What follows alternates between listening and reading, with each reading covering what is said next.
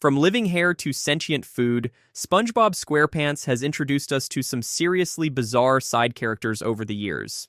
And today, we're going to count down the 10 weirdest ones that you probably forgot even existed. So let's dive right in. Starting at number 10, we have Kevin the Sea Cucumber from the episode I'm Your Biggest Fanatic. This guy shows up at a jellyfishing convention where SpongeBob is absolutely losing his mind with excitement. Kevin acts like he's this big-shot jellyfishing expert, and SpongeBob wants nothing more than to join his club. But here's the thing.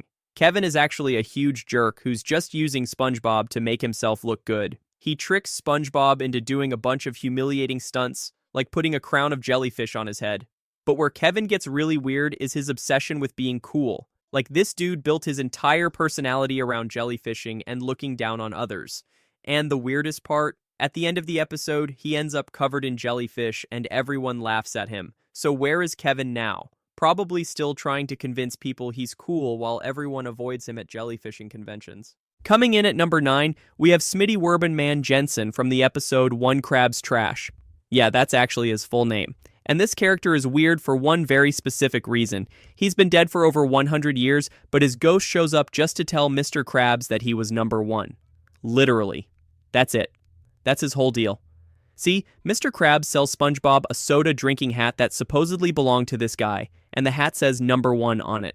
Later, Mr. Krabs finds out it's worth $1 million, so he goes to the cemetery to dig it up. And that's when Smitty's ghost appears, along with a whole army of other ghosts, just to defend a hat. Like, this man has been dead for a century, and his biggest concern is a piece of plastic. Where is Smitty now? Still hanging out in the cemetery, probably arguing with other ghosts about who gets to be number 1. At number 8, we have Flats the Flounder, who appears in The Bully. Now, Flats might not seem that weird at first. He's just a tough guy who wants to kick SpongeBob's butt. But here's what makes him absolutely bizarre. He's been saying he's going to kick SpongeBob's butt since they were in community college together. This dude has been holding a grudge for years over absolutely nothing. The weirdest part? When he finally does try to beat up SpongeBob, it doesn't work because SpongeBob is a sponge and just absorbs all the hits. Flats punches him for hours straight until he literally passes out from exhaustion. And even weirder, his dad shows up at the end and he looks exactly like Flats, just bigger. Like, they couldn't even bother giving his dad a different design. So where's Flats now? Probably still trying to kick someone's butt somewhere, but hopefully he's learned that sponges don't work that way. Coming in at number 7, we have the Strangler from SpongeBob Meets the Strangler. And oh boy, this one is dark for a kid's show. So SpongeBob accidentally gets this criminal arrested, and the Strangler vows revenge. He disguises himself as SpongeBob's bodyguard to get close to him, planning to, strangle him. But what makes the Strangler so weird is how SpongeBob completely destroys this man's sanity without even trying. He takes him to the Krusty Krab, his house, shows him his bubble-blowing technique, introduces him to everyone he knows, and the Strangler just has to stand there and take it.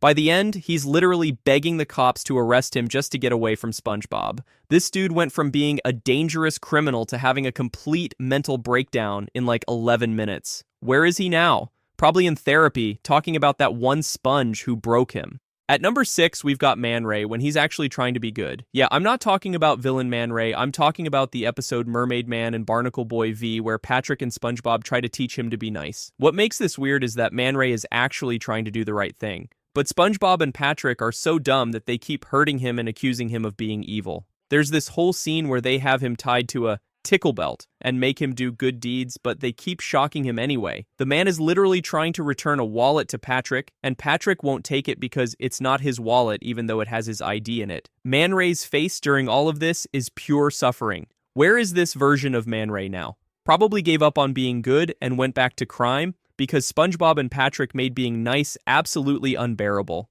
At number 5, we have Bubble Buddy from the episode with the same name. Now you might be thinking, but everyone knows Bubble Buddy. And sure, maybe you remember him, but let's talk about how absolutely weird this character actually is. SpongeBob blows a bubble and treats it like a real person for an entire day. He makes everyone wait in line behind it. He gets a waiter fired because Bubble Buddy didn't like his service, and he even lets it borrow money. But here's where it gets really weird. At the end of the episode, Bubble Buddy actually comes to life and walks away. He just casually says, "Thanks, SpongeBob," and leaves. So was he alive the whole time? Was he just messing with everyone? Why did he need SpongeBob to blow him into existence? None of this makes sense. Where is Bubble Buddy now? Probably out there causing chaos and getting people fired at other restaurants. At number 4, we have the hash-slinging slasher's ghost friend. And no, I don't mean Nosferatu, even though he's weird too. I'm talking about that random ghost that appears in the background during Graveyard Shift.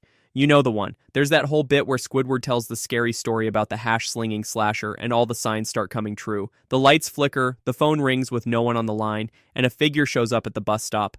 But then it turns out the hash-slinging slasher is just a guy looking for a job and Nosferatu was the one flickering the lights. Except, why? Why is Nosferatu working at the Krusty Krab? How did he get there? Why is a famous vampire just casually hanging out in Bikini Bottom? This makes absolutely no sense, and they never explain it. The episode just ends with him flickering the lights and laughing. Where is he now? Probably still flickering lights somewhere, being weird for no reason. Coming in at number 3, we have Mystery the Seahorse from My Pretty Seahorse. Now, seahorses in SpongeBob are basically treated like horses, which is already kind of weird. But Mystery takes it to another level because SpongeBob literally treats her like a pet, but she's clearly intelligent and causes absolute chaos. She eats everything in sight, flowers, furniture, Squidward stuff, and SpongeBob tries to hide her inside the Krusty Krab. She ends up eating all the Krabby Patties and causing thousands of dollars in damage. But the weirdest part is how the episode treats this like it's a touching story about letting go of a pet, when really SpongeBob just harbored what's basically a wild, destructive animal that he knew he couldn't take care of. Where is Mystery now? Probably eating an entire kelp forest somewhere while other fish run in terror. At number 2, we have Primitive Sponge and Primitive Patrick from the episode Ugh. This episode is set millions of years in the past, and we see caveman versions of SpongeBob, Patrick, and Squidward.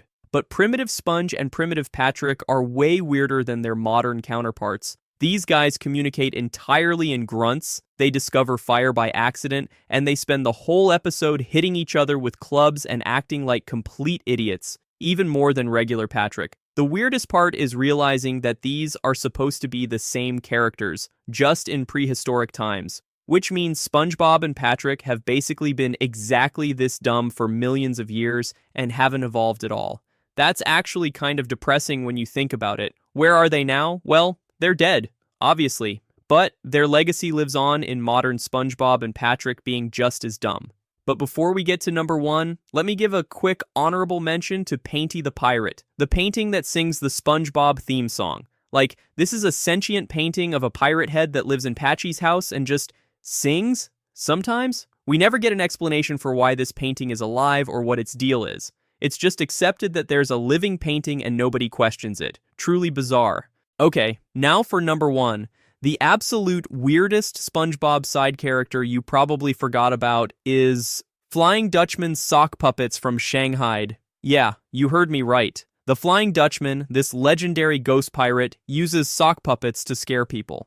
Not just any sock puppets, he has a whole routine with them where they have a conversation, but it gets weirder. In the episode, SpongeBob, Patrick, and Squidward aren't scared of the sock puppets, so the Flying Dutchman gets genuinely upset and has what can only be described as an existential crisis about whether he's scary anymore. This ancient, powerful ghost becomes emotionally dependent on the opinions of 3 random fish about his sock puppet show. He even takes off his head and uses it as a bowling ball in frustration.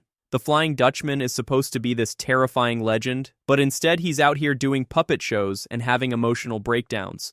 Where are the sock puppets now? Probably in a drawer on the Flying Dutchman's ship, waiting for the next time he has a confidence crisis and needs to prove he's still got it.